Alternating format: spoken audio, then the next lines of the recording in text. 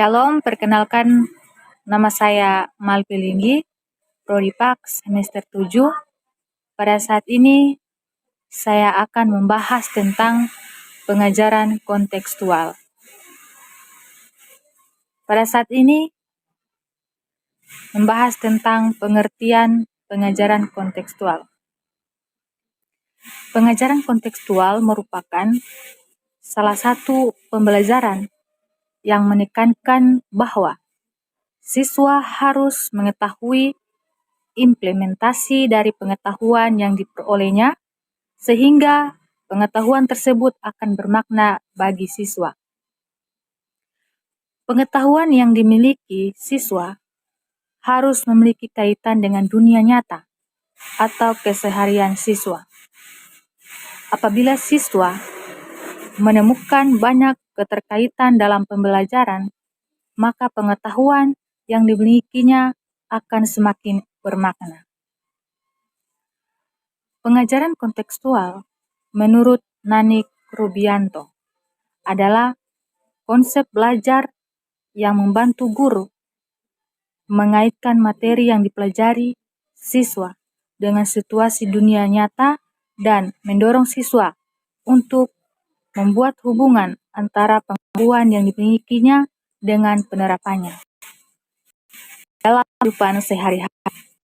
Dan menurut Winston, pembelajaran kontekstual adalah suatu pendekatan pembelajaran yang menekankan pada suatu keterlibatan siswa penuh untuk bukan materi yang dipelajari dan menghubungkan dengan situasi kehidupan nyata sehingga mendorong siswa untuk menerapkannya pada kehidupan.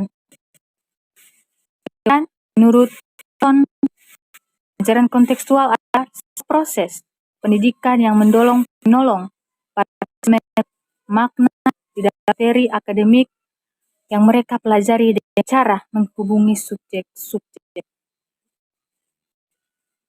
Dalam pengertian pembelajaran kontekstual sebagai suatu proses pendidikan yang bertujuan untuk memotivasi siswa untuk memahami materi pembelajaran dan mengaitkannya pada kehidupan sehari-hari, sehingga siswa memiliki pengetahuan atau keterampilan yang secara refleksi dan secara fleksibel dapat diterapkan dari suatu permasalahan atau konteks kepermasalahan lain. Berdasarkan pendapat, maka dapat disimpulkan bahwa pembelajaran kontekstual merupakan suatu pengajaran yang mengaitkan kontekstual sehari-hari pada materi pembelajaran, sehingga siswa mampu memaknai pengetahuan atau keterampilan yang dipelajarinya, serta secara fleksibel menerapkan pengetahuan terapkan dari suatu perubahan atau konteks kepermasalahan yang lain. Demikian dari saya. Terima kasih.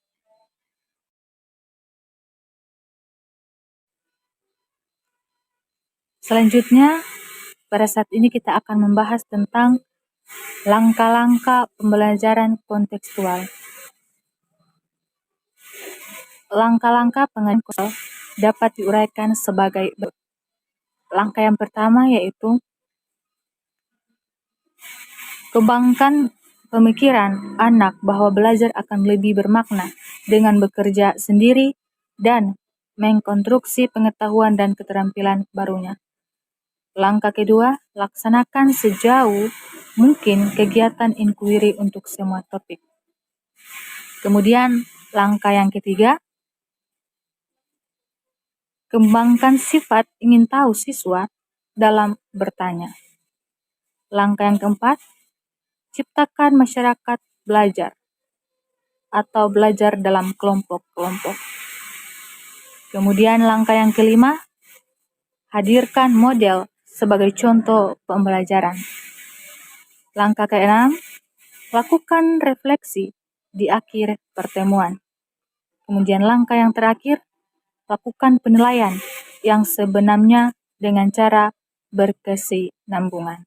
Sekian dari saya, terima kasih. Shalom.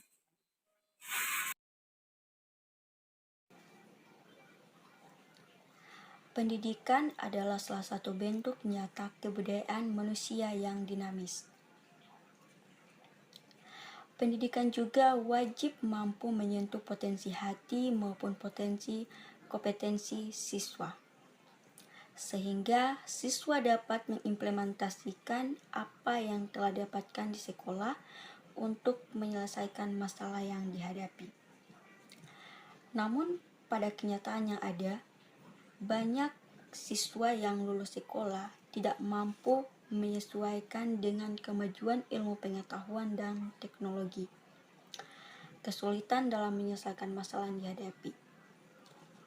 Untuk itu dibutuhkan pendidikan kontekstual. Hakikatnya pendidikan kontekstual adalah pendidik mampu membantu siswa dalam menemukan makna pengetahuan. Keinginan untuk menemukan makna adalah pondasi bagi manusia, khususnya bagi siswa dan siswi. Kunci pendidikan kontekstual yaitu 1. Pendidikan yang memiliki makna. Yang kedua, pelaksanaan pengetahuan. Siswa dan siswi mampu melaksanakan setiap ilmu pengetahuan yang telah didapatkan di sekolah. Yang ketiga, konteks budaya. Pendidik memahami nilai-nilai budaya dan kebiasaan siswa dan sesamanya pendidik dalam lingkungan sekolah. Yang kelima, penilaian autentik. Penilaian autentik adalah penggunaan jenis penilaian. Pelaksanaan pendidikan kontekstual. Metode John Dewey. 1. Siswa mengenali masalah. Apa penyebab masalah dan lain sebagainya. Yang kedua, siswa akan menyelidiki dan menganalisis kesulitan dan menentukan masalah yang akan dihadapi. Yang ketiga, siswa lalu menghubungkan hasil analisis satu sama lain dan mengumpulkan kemungkinan solusi untuk memecahkan masalah yang ia hadapi. Kemudian, yang keempat, siswa mengimbangi kemungkinan jawaban atau hipotesis dengan akibatnya masing-masing. Yang selanjutnya, yang kelima adalah siswa mencoba melaksanakan salah satu kemungkinan pemecahan masalah yang dihadapi yang dianggapnya paling baik. Hasilnya akan membuktikan betul tidaknya pemecahan masalah itu. Bila pemecahan masalah itu tidak tepat, maka akan dicoba kemungkinan pemecahan masalah yang lain sampai ditemukan pemecahan masalah yang tepat. Hal penting dalam pendidikan kontekstual yaitu 1. Pendidik mengamati setiap anak didiknya di dalam kelas dan memahami keadaan emosi setiap anak. Yang kedua, pendidik dapat mengaitkan topik pembahasan dengan kehidupan siswa dan siswi. Yang ketiga, pendidik dapat menciptakan lingkungan yang aktif. Yang keempat, pendidik meluangkan kesempatan kepada siswa menggunakan logika dalam tingkat lebih tinggi. Yang kelima, pendidik mampu memotivasikan siswa. Yang keenam, pendidik mampu menciptakan lingkungan yang tidak membosankan bagi siswa. Yang ketujuh, pendidik dapat meyakinkan siswa bahwa setiap anak memiliki kemampuannya masing-masing. Dan yang kedelapan, pendidik dapat memilih metode dan media yang digunakan sesuai dengan kebutuhan.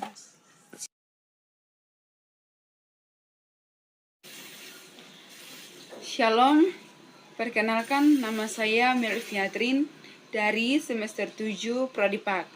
Pada saat ini, saya akan membahas tentang bagaimana karakteristik dalam pembelajaran kontekstual. Dalam pembelajaran kontekstual, terdapat beberapa karakteristik. Johnson menyatakan bahwa ada 8 karakteristik dari pembelajaran kontekstual, yakni yang pertama, di mana mahasiswa melakukan hubungan yang bermakna. Dalam artian, siswa dapat mengatur dirinya sendiri sebagai orang yang belajar, aktif dalam mengembangkan minatnya secara individual dalam pembelajaran.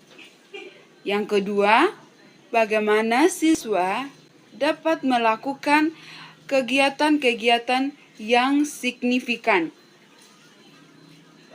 Dalam artian, di mana siswa dapat membuat hubungan-hubungan antara sekolah dan berbagai konteks yang ada dalam kehidupan nyata sebagai pelaku bisnis, bahkan sebagai masyarakat. Yang ketiga, siswa belajar untuk dapat mengatur dirinya sendiri dalam melakukan tugas dan tanggung jawabnya sebagai seorang pelajar. Dalam artian, di mana siswa melakukan kegiatan yang signifikan. Dengan tujuan, siswa dapat bekerja sama dengan orang lain, dengan masyarakat lain, baik di lingkungan secara individual maupun dalam masyarakat, yang berkaitan dengan penentuan pilihan, serta terdapat produk atau hasil yang nyata. Yang keempat, bekerja sama. Bagaimana siswa melakukan bekerja sama? Dalam artian, di mana siswa dapat bekerja sama, guru dapat membantu siswa, dan mereka dapat melakukan pekerjaan bekerja sama. Mereka saling mempengaruhi dan saling melakukan komunikasi. Yang kelima, di mana dan bagaimana siswa dapat berpikir secara kritis dan kreatif. Dalam artian, bagaimana siswa dapat berpikir dan bagaimana siswa melakukan pekerjaannya sebagai seorang siswa dengan berpikir secara kritis dan kreatif. Mengartikan bahwa siswa dapat menggunakan tingkat pemikirannya lebih tinggi secara kritis dan kreatif, dapat menganalisis, membuat sintesis, dapat memecahkan masalah secara sendiri, membuat keputusan, dan dapat melakukan pemikiran dengan menggunakan logika serta bukti-bukti yang nyata. Yang keenam, mengasuh atau memelihara pribadi siswa sendiri. Dalam artian, di sini bagaimana seorang siswa dapat memelihara dirinya sendiri dari berbagai macam cobaan, dari berbagai macam cobaan hidup. Mengartikan bahwa siswa memelihara pribadinya, mengetahui serta dapat memberi perhatian kepada dirinya sendiri, yaitu memiliki harapan-harapan yang tinggi, memotivasi, serta dapat memperkuat dirinya sendiri. Yang ketujuh, yaitu bagaimana siswa dapat mencapai standar yang lebih tinggi. Dalam artian, siswa harus mengenal dan mencapai standar yang tinggi, mengidentifikasi tujuan dan memotivasi untuk bagaimana caranya seorang siswa dapat mencapai standar yang tinggi dan dapat mencapai apa yang disebut dengan excellence. Yang kedelapan atau yang terakhir, karakteristik dalam pembelajaran kontekstual yaitu yakni bagaimana seorang siswa menggunakan penilaian yang autentik.